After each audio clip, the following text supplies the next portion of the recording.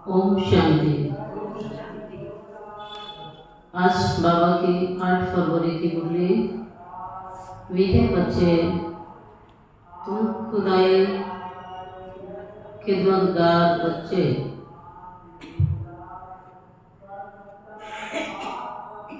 Salvation army हो।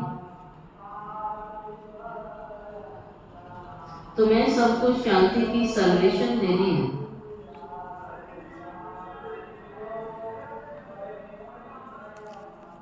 तुम खुदाई खिदमतगार बच्चे, सल्वेशन आर्मी हो। तुम्हें सबको शांति की सल्वेशन देनी है। बाबा ने पूछा है, तुम बच्चों से जब कोई शांति की सल्वेशन मांगते हैं तो उन्हें क्या समझाना चाहिए?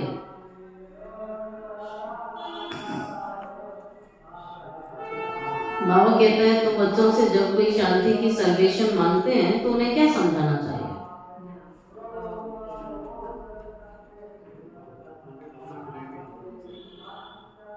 उन्हें बोलो, बाप कहते हैं क्या अभी यहीं तुम्हें शांति चाहिए?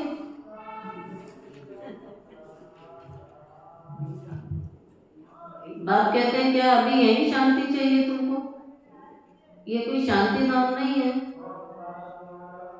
ये कोई शांति धाम नहीं है। शांति तो शांति धाम में ही हो सकती है।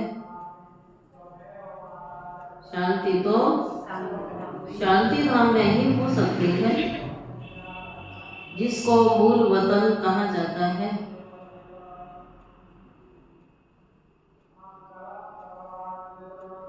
आत्मा को जब शरीर नहीं है तब शांति है। संपूर्ण शांति है ना शरीर के बिना। सतयुग में पवित्रता, सुख, शांति सब है। बाप ही आकर ये वर्षा देते हैं। तुम बाप को याद करो तो शांति का वर्षा, सुख, शांति, पवित्रता का वर्षा बाबा के द्वारा मिलता है। तो कब मिलेगा? जब याद करोगे। ओम शांति। रूहानी बाप बैठ रूहानी बच्चों को समझाते हैं। सब मनुष्य मात्र ये जानते हैं कि मेरे अंदर आत्मा है। जीव आत्मा कहते हैं, पहले हम आत्मा हैं और पीछे ये शरीर मिलता है। कोई ने भी अपनी आत्मा को देखा नहीं है, सिर्फ इतना समझते हैं आत्मा है। जैसे आत्मा को जानते हैं, देखा नहीं है, वैसे परमपिता परमात्मा के लिए भी कहते हैं परमात्मा माना परमात्मा, परंतु उनको देखा नहीं है, न अपने को न बाप को देखा है। कहते हैं कि आत्मा एक शरीर छोड़ दूसरा लेती है, परंतु यथार्थ रीति नहीं जानते। 84 लाख योनियां भी कह देते हैं, वास्तव में 84 जन्म है, परंतु यह भी नहीं जानते कि कौन सी आत्मा कितने जन्म लेती है। आत्मा बाप को पुकारती है, परंतु ना देखा है न यथार्थ रीति जानती है। पहले तो आत्मा को यथार्थ रीति जानते, तब बाप को जानते। अपने को ही नहीं जानते तो समझाएगा कौन? बाबा कहता है सारा विश्व स्वयं को भूला हुआ है, आत्मा का ही परिचय नहीं है, तो बाप को कैसे जानेंगे? कौन समझाएगा? इसको कहा जाता है आत्मा को जानना। इसको कहा जाता है सेल्फ रियलाइजेशन करना। सो बाप बिगैर तो कोई तुम्हें करा नहीं सकेगा। ठीक है, बाबा ने कहा स्वयं की अनुभूति कराना, आत्म अनुभूति कराना, सेल्फ रियलाइजेशन बाबा के सिवाय तो कोई करा ही नहीं सकेगा। आत्मा क्या है और कहाँ से आत्मा आती है, ये सारी बातें लोग जानते हैं। तभी बाबा कहता है खुद का पता नहीं है तो खुदा को कैसे जानेंगे? तो बाबा आया है, बाबा ने कहा पहले तुम अपने को जानो। तो पहला पाठ कौन सा हुआ? आत्मा। जिसने आत्मा को जाना उसने परमात्मा को जाना, जिसने आत्मा को नहीं जाना वो परमात्मा को जान ही नहीं सकता। आत्मा क्या चीज है, कैसी है, कहाँ से आती है और कैसे जन्म लेती है, कैसे इतनी छोटी आत्मा में 84 जन्मों का पाठ भरा हुआ है, ये कोई भी नहीं जानते। अपने को नहीं जानते तो बाप को भी नहीं जानते। लक्ष्मी नारायण भी मनुष्य का मर्तबा है ना, इन्होंने ये मर्तबा कैसे पाया यह दुनिया में कोई भी नहीं जानते। जानना तो मनुष्य को ही चाहिए ना। कहते हैं बैकुंठ के मालिक थे, परंतु उन्होंने ये मालिक पाना कैसे लिया और फिर कहाँ चले गए। बैकुंठ के मालिक थे तो बाबा कहता है इतना ऊंचा मालिक बनाने वाला ऊंचा होगा ना, लेकिन उस ऊंचे बाप को नहीं जानते। अच्छा मालिक थे, वो स्वर्ग कहाँ था, कब था, कैसे राज्य लिया, कैसे गवाया, अब कहाँ गए। तो ये सारे प्रश्नों का जवाब दुनिया में किसी को नहीं पता है। ठीक है, पहला आत्मा के बारे में बाबा ने कहा, परमात्मा के बारे में, लक्ष्मी नारायण के बारे में, राज्य भाग्य कैसे लिया, इन सारी बातों की नॉलेज संसार में किसी भी आत्मा को नहीं है। उन्होंने ये मालिक पना कैसे लिया, कहाँ गए, कुछ भी नहीं जानते। अब तुम सब कुछ जान गए हो, आगे कुछ भी नहीं जानते थे। ठीक है, दुनिया अभी भी नहीं जानती है, बच्चे भी नहीं जानते थे, अब सब कुछ जानते हैं। आगे कुछ भी नहीं जानते थे। जैसे बच्चा पहले जानता है क्या बैरिस्टर क्या होता है, पहले बैरिस्टर बन जाता है, तो ये लक्ष्मी नारायण भी पढ़ाई से ही तो बनते हैं, इसकी भी पढ़ाई होती है। अब कौन सा कॉलेज था, कौन सा टीचर था, कहाँ से डिग्री मिली, कितने साल पढ़ाई की और उसकी क्या पुरुषार्थ, क्या पढ़ाई की विधि थी, ये भी नहीं जानते। तो बैरिस्ट्री, डॉक्टरी आदि सबकी किताब होते हैं ना। बाबा कहते हैं दुनिया में कितने मोटे मोटे किताब होते हैं, लेकिन यहाँ का ये 4 पेज का किताब है ना, इससे डिग्रियां मिलती है सारी। बड़ी बड़ी किताब होती है दुनिया में, बड़े बड़े शास्त्र होते हैं। जैसे बच्चा भी नहीं जानता तो डॉक्टरी आदि सबकी किताब होती है। इसका किताब भक्ति में बना कौन सा, गीता। बाबा पुस्तक किसने सुनाई, राजयोग किसने सिखाया। तो ये दुनिया में तो नहीं जानते, इसमें बाप का नाम तो नहीं आता है। गीता किसने सुनाई, श्री कृष्ण ने सुनाई, लोग तो यार सब गए। राजयोग किसने सिखाया, श्री कृष्ण ही दिखाया। यह कोई जानते नहीं, उसमें नाम बदल दिया, शिव जयंती मनाते हैं और वही आकर तुमको कृष्णपुरी का मालिक बनाते हैं। बाबा आता है तो शिव जयंती मनाई जाती है। बाबा ने ऐसी पढ़ाई जो बैकुंठ नाथ बन जाते हैं, कृष्णपुरी के मालिक बन जाते हैं। श्री कृष्ण स्वर्ग का मालिक था ना, परंतु स्वर्ग को भी जानते नहीं तो क्यों कहते हैं श्री कृष्ण ने द्वापर से गीता सुनाई, श्री कृष्ण को द्वापर में ले गए, लक्ष्मी नारायण को सतयुग में, राम को त्रेता में, उपद्रव लक्ष्मी नारायण के राज्य में नहीं दिखाते हैं, क्योंकि लक्ष्मी नारायण के राज्य में कोई उपद्रव होते ही नहीं है। सबसे पहले तो मन में ही नहीं होते हैं, तो मन में नहीं है तो बाहर भी नहीं है, तो प्रकृति भी नहीं। बाबा कहता है सब कुछ प्योर होते हैं, सत्व प्रधान होते हैं, शांत और शीतल होते हैं, वहाँ कोई उपद्रव नहीं होते हैं। श्री कृष्ण के राज्य में कंस और राम के राज्य में रावण दिखा दिया।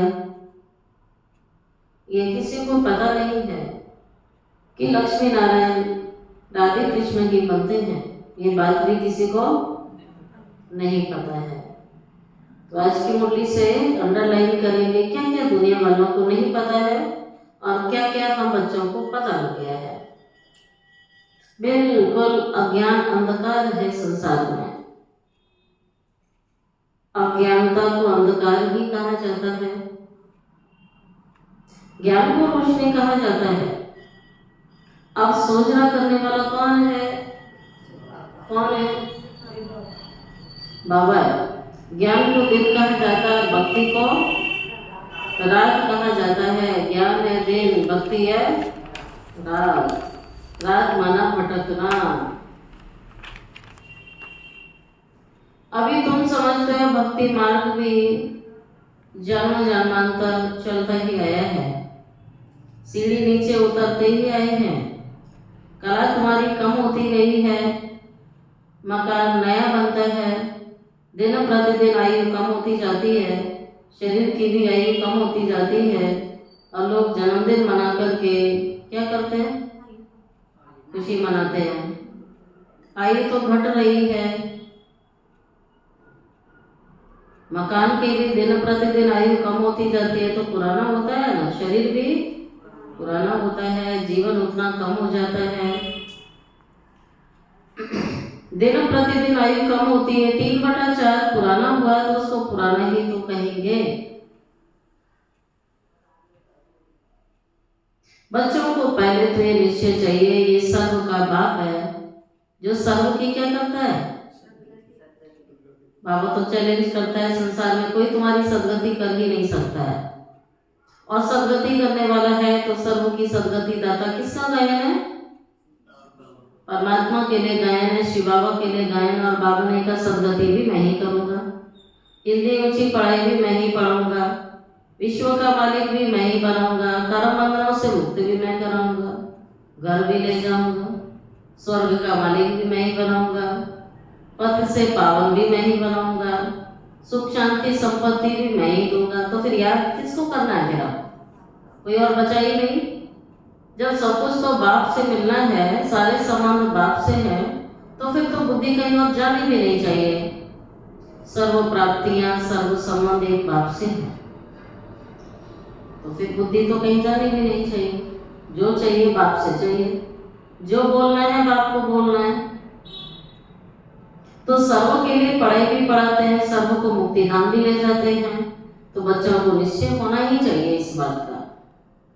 तो तुम्हारे पास तो लक्ष्य है ना, तुम ये पढ़ाई पढ़कर जाए, अपनी गद्दी पर बैठोगे फिर ठीक है। सत्य की दुनिया की गद्दी और यहाँ बाप का दिल तख्त, तुलना हो सकती है? भगवान ने अपना दिल तख्त दिया है बच्चों को बैठने के लिए, वहां जाकर अपनी गद्दी पर बैठोगे, बाकी सबको मुक्ति धाम में ले जाएंगे, बाकी आत्माएं परम धाम में रहेंगी। चक्र पर जब समझाते हो तो उसमें दिखाते हो कि सतयुग में ये अनेक धर्म है ही नहीं। उस समय वह आत्माएं निराकारी दुनिया में रहती हैं। यह तो तुम जानते हो आकाश पोलार है। वायु को क्या कहेंगे? वायु। आकाश को आकाश ही कहेंगे। ऐसे थोड़ी है कि सब परमात्मा है। वायु को वायु नाम है, आकाश का हर वस्तु का अपना नाम होता है, लेकिन कहते हैं समय परमात्मा। ऐसे कैसे हो सकता है? मनुष्य समझते हैं वायु में भी भगवान है, आकाश में भी भगवान है। वो बाप बैठ बातें समझाते हैं, बाप के पास जन्म तो लिया, फिर पढ़ाते कौन है? बाप ही रूहानी टीचर बन पढ़ाते। अच्छा पढ़कर पूरा करेंगे तो साथ ले जाएंगे, तुम आएंगे ना पाठ बजाने। सतयुग में पहले पहले तुम ही आए थे, फिर अब फिर सब जन्मों के अंत में आकर पहुंचे हो, फिर पहले आएंगे। अब बाप कहते हैं दौड़ी लगाओ, अच्छी रीति बाप को याद करो, इसमें दौड़ी लगाओ। बाबा को अधिक से अधिक याद करें, अधिक से अधिक बाप की स्मृति रहे, बाबा कहता है इसमें बुद्धि की दौड़ी लगाओ, ये इसमें रेस करो, याद की रेस करो, क्योंकि बाकी सब चीजों से बाबा ने कहा एनर्जी डाउन होनी है, और एक बाबा की याद से तुम्हारी एनर्जी अप होनी है, ऊपर जाएगी, बढ़ेगी। सतयुग में पहले पहले तुम ही आए थे, अब फिर सब जन्मों के अंत में आकर पहुंचे हो, फिर पहले आएंगे। अब वो बाप कहते हैं दौड़ी लगाओ, अच्छी रीति बाप को याद करो, और को भी पढ़ाना है, पढ़ करके पढ़ाने का शौक होना चाहिए। बाबा कहता पढ़ना भी है तो पढ़ाना भी है, तो पहले पढ़ने का शौक होना चाहिए, तो पढ़ाने का शौक अपने आप आ जाता है। नहीं तो इतने सबको पढ़ाएगा कौन? बच्चों की मदद चाहिए ना, बाप का बनकर मददगार बनो ना, पढ़ाना भी मदद करना ही है। बाबा की बातों को औरों तक पहुंचाना तो खुदाई खिदमतगार नाम है ना, तो खुदा की सेवा करनी है, औरों को पढ़ाना है, खुदाई खिदमतगार बनना है। अंग्रेजी में कहा जाता है सैल्वेशन आर्मी। कौन सी सैल्वेशन चाहिए? सब कहते हैं शांति की सैल्वेशन चाहिए। सैल्वेशन आर्मी होती है ना, कोई आपदा आई सैल्वेशन आर्मी पहुंच जाती है, हर प्रकार से उन्हें बचाओ, है ना, कहीं डूब रहे हैं तो बचाना, किसी प्रकार की मदद, हर चीज की मदद करने वाली होती है वो आर्मी, सैल्वेशन आर्मी। अच्छा, बाबा कहता तुम भी सैल्वेशन आर्मी हो। वो लोग कपड़ा भोजन और चीजों की मदद बचाना सब करेंगे, लेकिन कोई शांति देगा? उसके लिए बाबा कहते हैं ये आर्मी देगी। ये जो मेरे बच्चों की आर्मी है, ये आर्मी पहुंचकर उन्हें शांति का दान देगी। यहाँ बैठ के भी दे सकते हैं और जाके संदेश भी दे सकते हैं।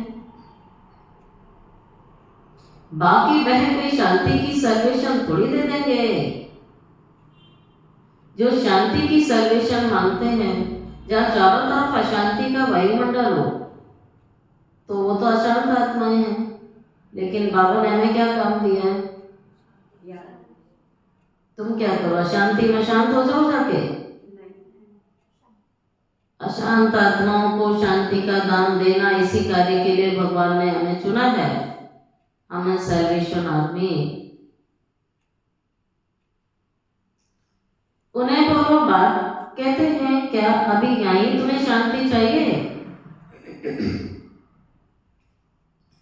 यह कोई शांति धाम थोड़ी है। यहाँ बैठकर बुद्धि शांति धाम में लगाएंगे तो शांति मिल जाएगी। शांति तो शांति धाम में हो सकती है, जिसको मूल वतन कहा जाता है।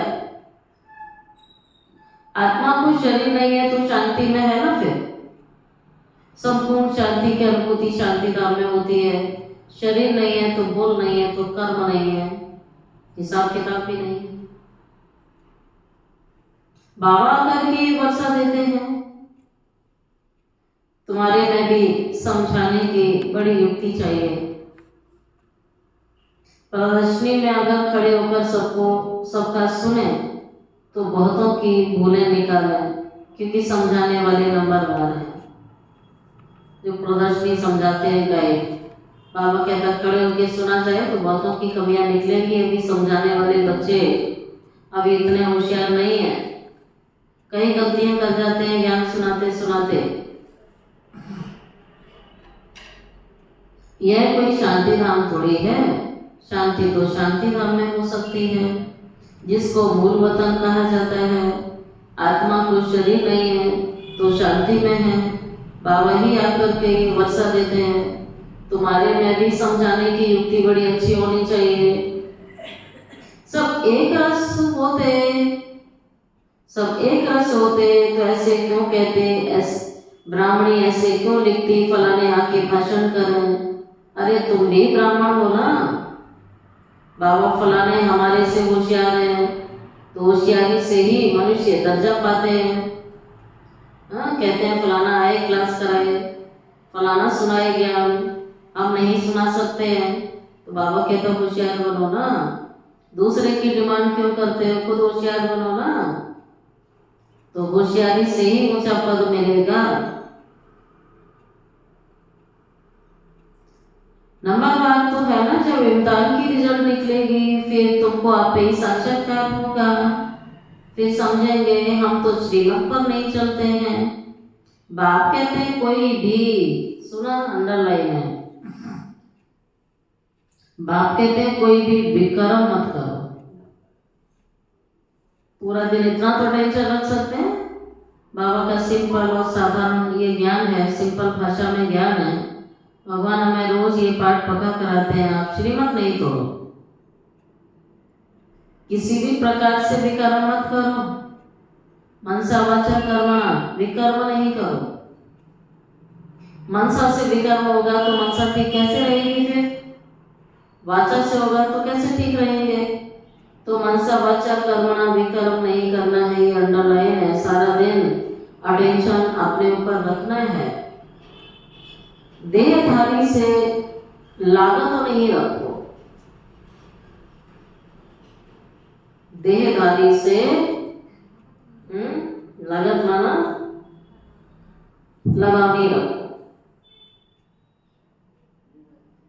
ये तो 5 तत्वों का बना हुआ शरीर है, ये तो बाबा रोज मुरलीना में पाठ पढ़ाता है।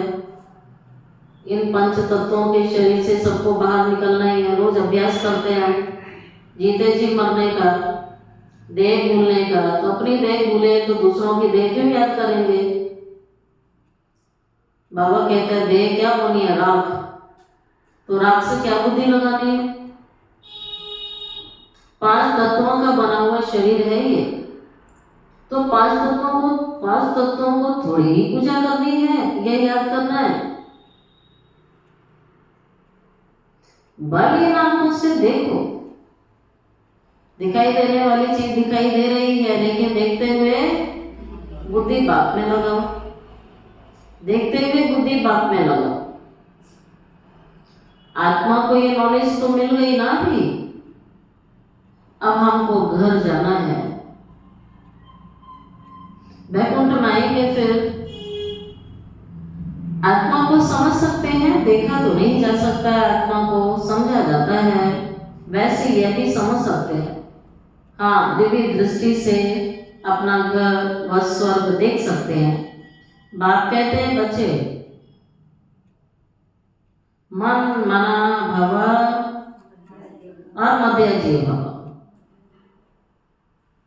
बाप को और विष्णुपुरी को याद करो, तुम्हारी एक ऑब्जेक्ट ही यही है, हमारा लक्ष्य है मन मना भव और मध्य जीव। तो बाबा को याद करना है और नई दुनिया को याद करना है, यही हमारे जीवन का उद्देश्य है, ये लक्ष्य है। और लक्ष्य सदैव बुद्धि में रहना चाहिए, लक्ष्य नहीं भूलना चाहिए, दिशाहीन हो जाएंगे। जिसको लक्ष्य का ज्ञान नहीं हो पुरुषार्थ कैसे करेगा। फिर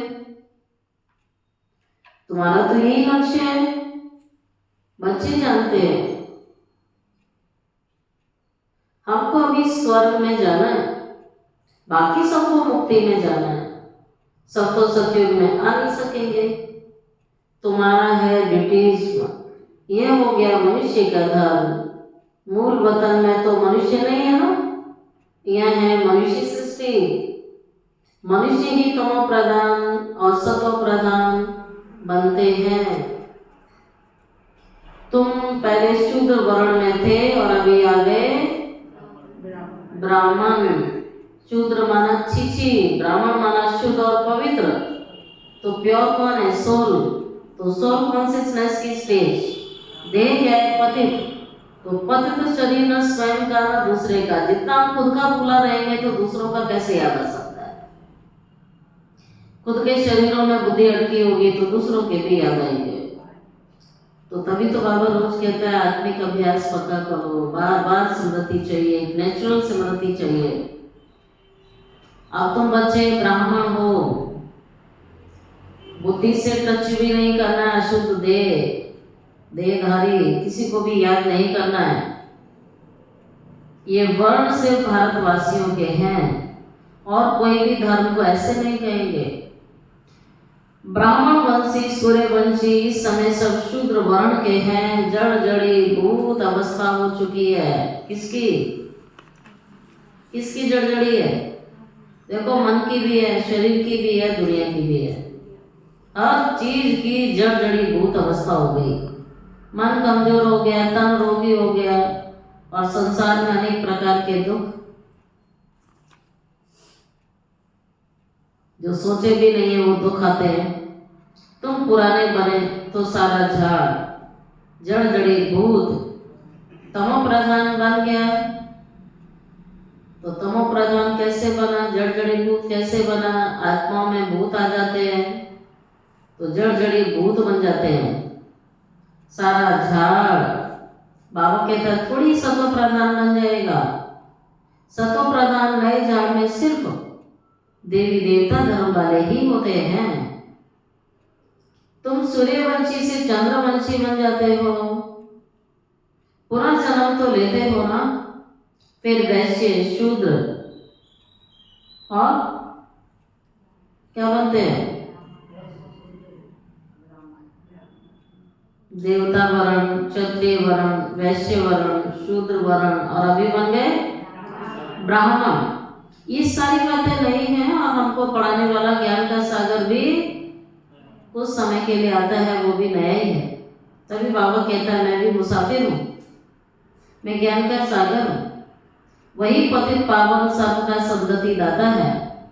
किसी भी आत्मा की सदगति करनी है तो बाप के द्वारा ही तो होनी है। तो सीधी सीधी बात है, बाप से ही जोड़ना, उसका कल्याण करना है।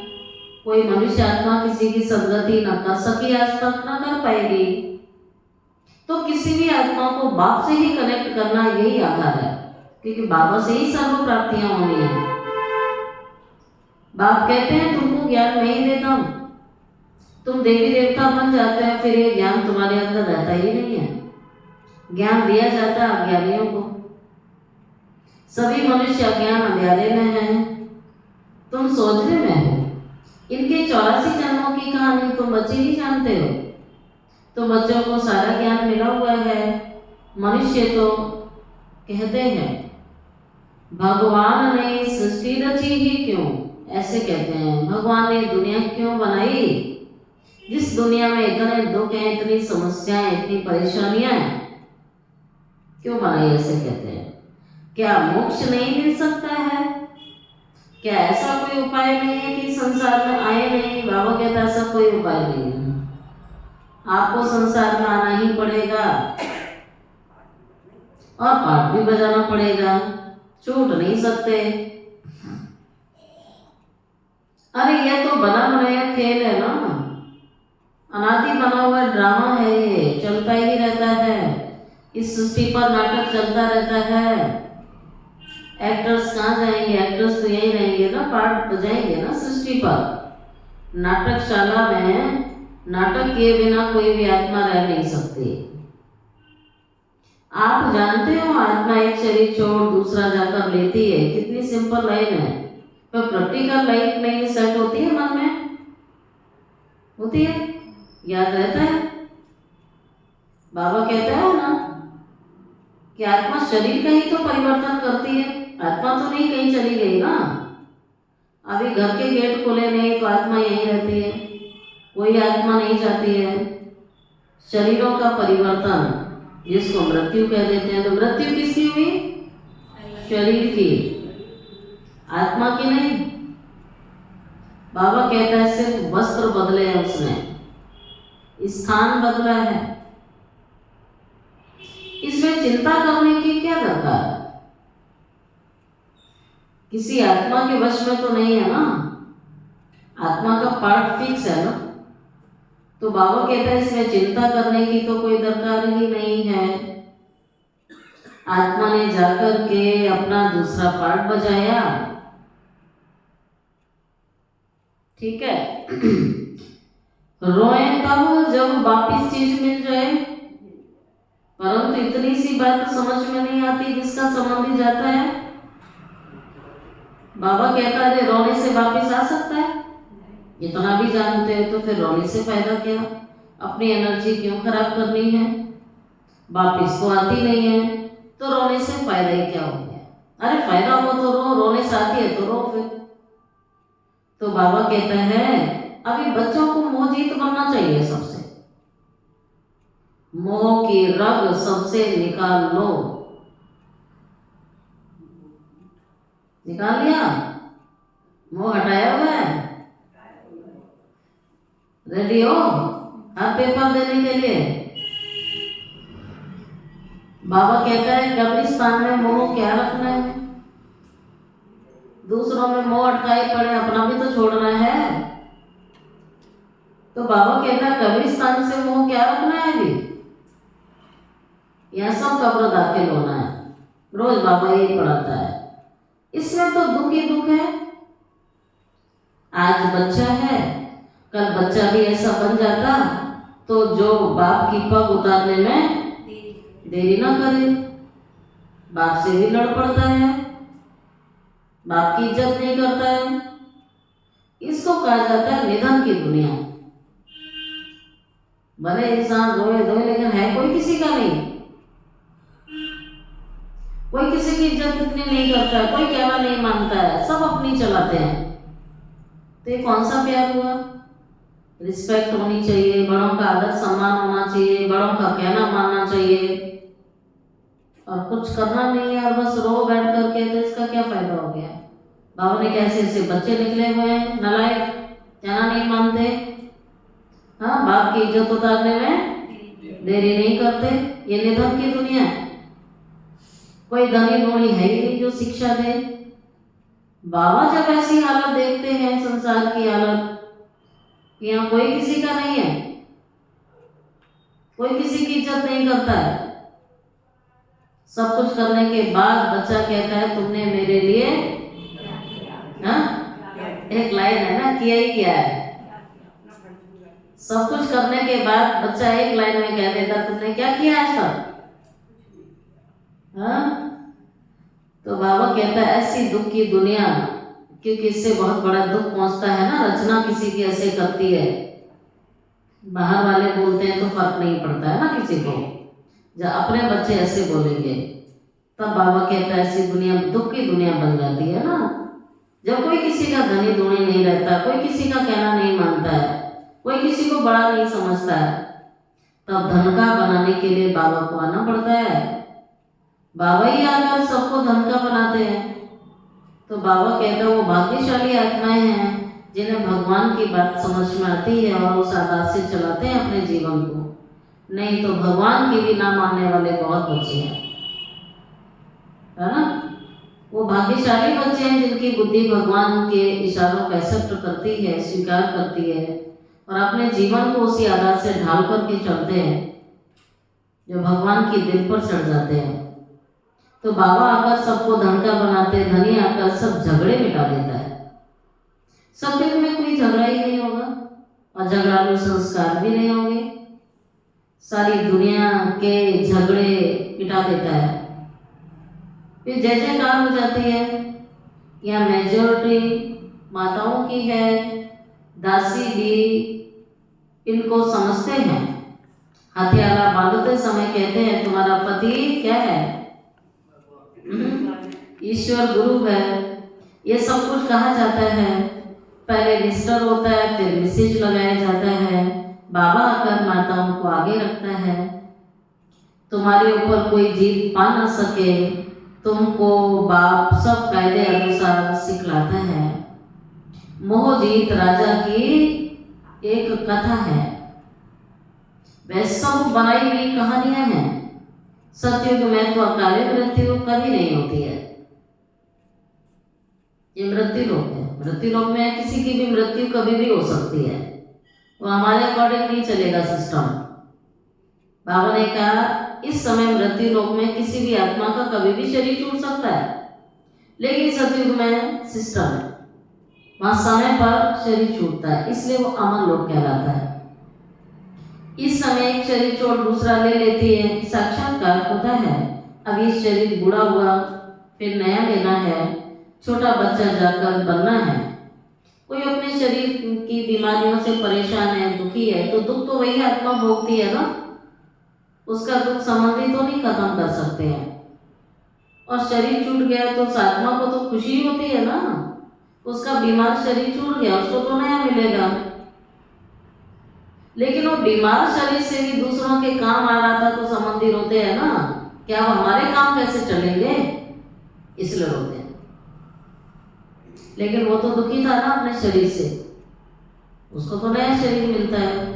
तो बाबा कहता है देखो, छोटा बच्चा जाकर बनना होता है, खुशी से शरीर छोड़ देते हैं।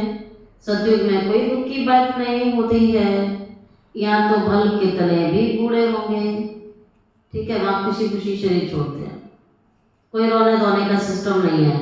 यहाँ तो भल कितना भी बूढ़ा होगा, रोगी होगा, समझेंगे कि ये कहाँ ये शरीर छूट जाए तो अच्छा है। जब बुढ़ापा आता है ना बहुत ज्यादा और शरीर नहीं छोड़ता है तो भगवान ला के भगवान को कहते हैं कैसे भी इसको आओ उठा लो। ज्यादा दिन भी साथ नहीं रह सकता मनुष्य, जब किसी काम का मनुष्य नहीं रहता है ना, जब तक काम का है तो ना उठाए, और जब काम का नहीं है तो उठा ले। ये हाल है मनुष्यों का। काम का है ना तब तक तो चला गया तो रोएंगे, क्यों चला गया, इतने काम करता था, करती थी। जब किसी काम का नहीं, बिस्तर पर पड़ा है तो कहते हैं कमरा और इतने का तो किराया आ जाएगा, ये कमरा तो खाली हो कम से कम। कितने आते हैं बोलते हैं दीदी योग लगाओ, ये बुढ़िया शरीर छोड़ दे, बूढ़ा शरीर छोड़ दे।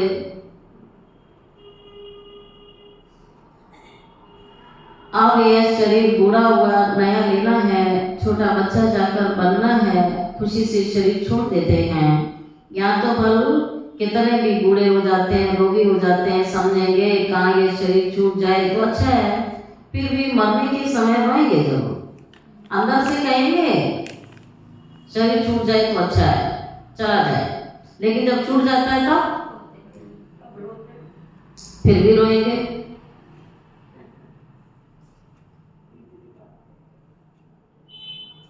तो बाप कहते हैं अभी तुम ऐसी जगह चलते हो जहाँ रोने धोने का नाम नहीं होता है, वहाँ छोटा बच्चा भी नहीं रोता है, और यहाँ का मनुष्य सारी जीवन उसका रोना ही नहीं छूटता है, और वहाँ रोना नहीं आता किसी को। तो रोने के संस्कार नहीं चाहिए अब ब्राह्मणों में, बाबा मना करता है बच्चों पर रोने का संस्कार नहीं होना चाहिए, क्योंकि हम ऐसी दुनिया में जा रहे हैं जहाँ रोना कभी है ही नहीं। वहां तो खुशी खुशी रहती है, तुमको कितनी अपार बेहद की खुशी रहनी चाहिए। अरे हम विश्व के मालिक बनते हैं, भारत सारे विश्व का मालिक था, अभी टुकड़ा टुकड़ा हो गया। तुम ही पूज्य देवी देवता थे, फिर पुजारी बनते हो। भगवान थोड़ी आप ही पूज्य आप ही पुजारी बनेगा, अगर वह भी पुजारी बने तो फिर पूज्य कौन बनेगा। ड्रामा में बाप का पाठ ही अलग है, ज्ञान का सागर एक ही है, उस एक की महिमा है, जबकि ज्ञान का सागर तो कवाकर ज्ञान देवे जो सदगति हो। जरूर यहाँ आना पड़े, पहले तो बुद्धि में ये बिठाओ कि हमको पढ़ाने वाला कौन है, हमको पालने वाला कौन है, हमारा ध्यान रखने वाला कौन है। बाबा कहता है तुम बेचारे थोड़ी हो, तुम तो सर्वशक्तिमान बाप की पालना में पल रहे हो, संसार की सबसे ऊंची शक्ति आपकी पालना कर रही है, तो ये कितने बड़े भाग्य की बात है। त्रिमूर्ति, गोला, झाड़, ये तीनों मुख्य चित्र हैं। झाड़ को देखने से झट समझ जाएंगे हम तो फलाने धर्म के हैं, हम सतयुग में आ नहीं सकेंगे। ये चक्र तो बहुत बड़ा होना चाहिए, लिखत भी पूरी होनी चाहिए। शिव बाबा ब्रह्मा के द्वारा देवता धर्म यानी नई दुनिया की स्थापना करते हैं, शंकर के द्वारा पुरानी दुनिया का विनाश, विष्णु द्वारा नई दुनिया की पालना कराते हैं। ये बात सिद्ध हो जाए, ब्रह्मा सो विष्णु, विष्णु सो ब्रह्मा, ये दोनों का आपस में कनेक्शन है, ये बात भी लोगों को क्लियर नहीं है। ब्रह्मा सरस्वती लक्ष्मी नारायण बनते हैं। चढ़ती कला एक जन्म में होती है और उतरती कला 84 जन्म लगते हैं। संगम का एक जन्म, बाबा ने कहा आपको लिफ्ट मिलती है। फिर सतयुग से क्या मिली? सीढ़ी। ये जन्मों की सीढ़ी उतरते उतरते 84 जन्म लग गए। बाबा कहते हैं मैं शास्त्र आदि राइट में, या मैं तुम्हें राइट सुना रहा हूँ? पूछ रहे हैं बाबा, मैं राइट सुनाता हूँ या शास्त्र राइट है? जो सम्मुख आके बात सुना रहा है या मनुष्यों के बनाए हुए शास्त्र? शास्त्र क्या ऊपर से है?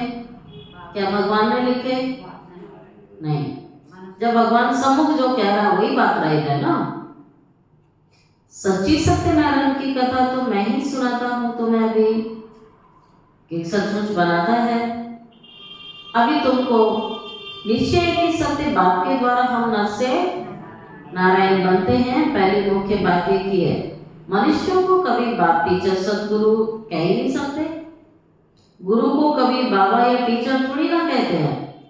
यहाँ तो शिव बाबा के पास जन्म लेते हो, शिव बाबा तुम्हें पढ़ाता है, फिर तुम्हें साथ ले जाएगा, तो तुम्हारी सदगति करने वाला सदगुरु ठहरा। मनुष्य तो ऐसा कोई होता नहीं है जिसको बाप टीचर गुरु कहा जाए। यह तो एक ही बाप है, उनको कहा जाता है सुप्रीम फादर। लौकिक बाप को कभी सुप्रीम फादर नहीं कहते। ये याद फिर भी उनको करते, वह बाप है ही।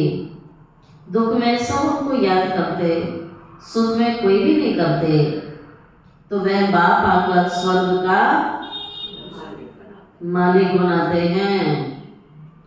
जबकि ऐसा बाप जिसे सुख में कोई नहीं याद करता है, जब दुख आता है ना तब उसका ध्यान आता है। जब देखते हैं ना मनुष्यों के वश का नहीं है दुख दूर करना, तब ध्यान जाता है उस परमात्मा की तरफ। तो ऐसा परमात्मा, ऐसा बाबा हमें आकर के सुखों की दुनिया, स्वर्ग का मालिक बनाता है, जहाँ परम अपार सुख होंगे, जहाँ दुख का नाम निशान नहीं होगा। तो ऐसे बाबा को कितना प्यार से याद करना चाहिए। अच्छा मीठे मीठे सीखे लगे बच्चों प्रति माता पिता बाप दादा का याद प्यार और गुड मॉर्निंग। रूहानी बाप की रूहानी बच्चों को नमस्ते।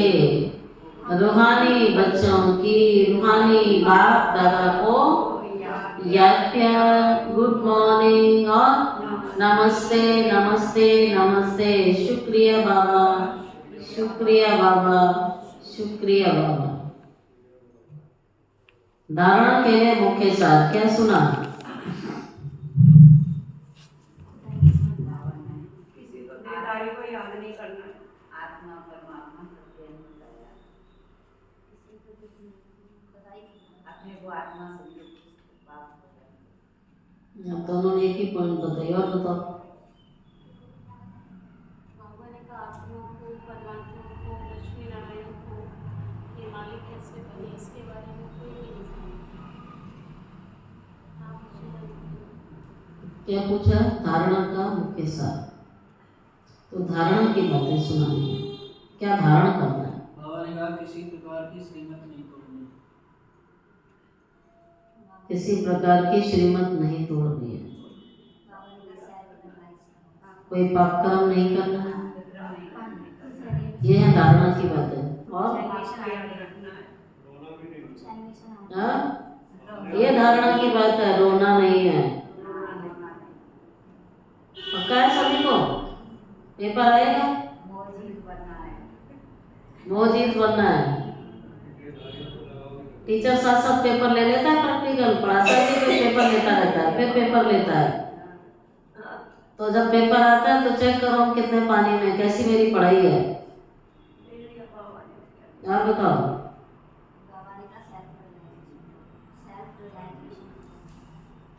अच्छा चलो अपना अपना आंसर चेक करो। और बाबा ने क्या बताया है? 5 तत्वों के बने हुए शरीरों को देखते हुए याद बाप को करना है। ये धारणा की बात है। 5 तत्वों के बने हुए शरीरों को देखते हुए देखते हुए भी याद बात को करना है। कोई भी देहधारी से लगाव नहीं रखना है। रोज चेक किया करो किसी से लगाव तो नहीं है। कोई भी कर्म नहीं करना है, क्योंकि उसकी सजा कितनी है फिर 100 गुना। सेकंड पॉइंट, इस बने बनाए ड्रामा में हर आत्मा का अनादि पार्ट है। तो हमारे और आपके कहने से तो नहीं चलने वाला है ना ड्रामा। तो ड्रामा को साक्षियों के देखने में ही कल्याण है। फिर इस बने बनाए ड्रामा में हर आत्मा का अनादि पार्ट है। आत्मा एक शरीर छोड़ दूसरा लेती है, आत्मा एक शरीर छोड़ के दूसरा लेती है। इसलिए शरीर छोड़ने पर चिंता नहीं करनी है।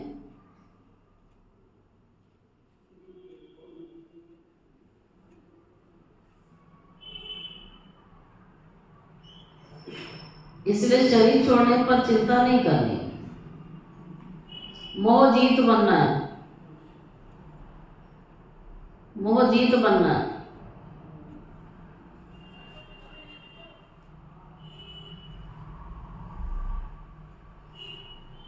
अब लेते हैं बाबा का वरदान। संपूर्ण आहुति द्वारा परिवर्तन समारोह मनाने वाले दृढ़ संकल्पधारी भव। संपूर्ण आहुति द्वारा परिवर्तन समारोह मनाने वाले दृढ़ संकल्पधारी भव।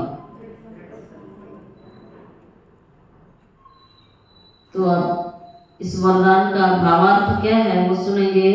जैसे कहावत है, धरत परिये दाव ना छोड़िए।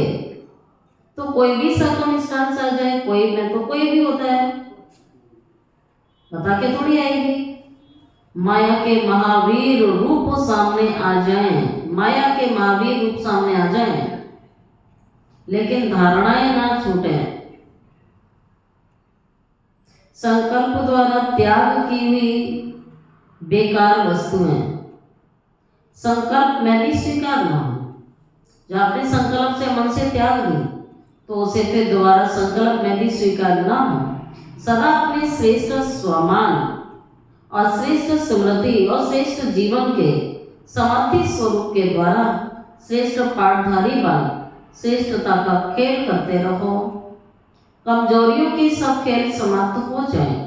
जब ऐसी संपूर्ण आहुति का संकल्प दृढ़ होगा तो परिवर्तन समारोह होगा। इस समारोह की डेट आप संगठित रूप में आप सब अपने अपने अब निश्चित करो। स्लोगन है, रियल डायमंड बनकर अपने वाइब्रेशन की चमक विश्व में फैलाओ। बाबा कहता है रियल डायमंड बनकर के अपने वाइब्रेशन की चमक विश्व में फैलाओ। और आज का होमवर्क है अव्यक्त इशारा। एकांत प्रिय बनो, एकता और एकाग्रता को अपनाओ। साधारण सेवाएं करना ये कोई बड़ी बात नहीं होती है, लेकिन बिगड़ी को बनाना। बाबा कहता सेवा एक तरीके थोड़ी सिर्फ ज्ञान सुनाना, अनेक रीति से सेवा होती है। मनसा वाचा कर्मणा संबंध संपर्क सबसे सेवा होती है। बिगड़ी को बना देना, अनेकता में एकता लाना, ये बड़ी बात है। आज सारी दुनिया फूट डालने वाली है, लेकिन हमारा बच्चों का काम क्या है? कहते हैं ना, एक सिलाई मास्टर के पास दोनों चीजें होती है, सुई भी होती है और सुई धागा भी होता है और कैंची भी होती है। कैंची बड़े बड़े कपड़े को काट काट के क्या कर देती है? छोटा छोटा कर देती है। और सुई क्या करती है? सिल दे। एक छोटी सी सुई और कैंची कितनी बड़ी होती है, लेकिन दोनों का काम बिल्कुल अपोजिट है। ठीक उसी प्रकार से संसार में दो प्रकार के व्यक्ति हैं। कैंची तो काटेगी काटेगी और सुई सुई कैंची वाला काम कर सकती है या कैंची सुई का काम कर सकती है? तो हमें क्या बनना है? किसका काम अच्छा है? हाँ? लेकिन कभी कभी क्या करते हैं, अलग अलग अपनी डपली बजाना, मिलके ना चलना, संगठन तोड़ना, संगठन में ना चलना, संगठन में ना रहना, अपनी मत चलाना, ये सब क्या है? कैंची का काम है। बाबा हमें ये नहीं सिखाता है। बाबा ने कहा है कोई कैसी भी आत्मा है, आपको क्या रखना है उसके प्रति? शुभ भावना। क्यों? आपका भाई आपकी बहन है। सिर्फ वो जो शरीर से जुड़े भाई बहन वही मेरे नहीं है। अब हम शरीर से तो जुड़े ही नहीं हैं। अब तो बाबा कहता है पूरे विश्व में, क्योंकि आप विश्व पिता से जुड़े इसलिए सारा विश्व आपका क्या है? भाई बहन है, परिवार है। तो बाबा यही कहता है कि अनेकता में एकता लाना ये बड़ी बात है। बाप दादा यही कहते हैं कि पहले एक मत बनो, एक मत। और एक मत तभी हो सकती है जब बाबा की श्रीमत याद होगी। एक बल एक भरोसा रोज आ रहा है, एक मत एक बल और एक भरोसा, एकता साथियों में, सेवा में और वायुमंडल में हो।